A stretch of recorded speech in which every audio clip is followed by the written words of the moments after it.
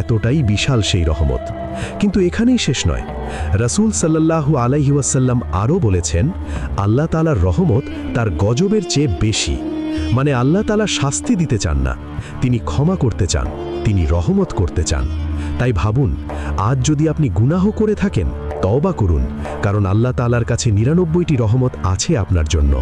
আজ যদি আপনি হতাশ হয়ে থাকেন, আশা রাখুন, কারণ আল্লাহ তাআলার কাছে ৯৯টি রহমত আছে। আজ যদি মনে করেন অনেক পাপ হয়ে গেছে, ভয় পাবেন না, কারণ আল্লাহ তাআলার কাছে ৯৯টি রহমত আছে। কোরআনে আল্লাহ বলেছেন, হে আমার বান্দারা, যারা নিজেদের উপর বাড়াবাড়ি করেছ, আল্লাহর রহমত থেকে নিরাশ হয়েও না, নিশ্চয়ই আল্লাহ সমস্ত গুনাহ ক্ষমা করে দেন। তাই আজ রাত থেকেই তওবা করুন, ক্ষমা চান, কাঁদুন, কারণ আল্লাহ তাআলা অপেক্ষা করছেন তার ৯৯টি রহমত নিয়ে। তো আপনি কি তওবা করবেন? লাইক করুন, শেয়ার করুন এবং কমেন্টে লিখুন আস্তাগফিরুল্লাহ।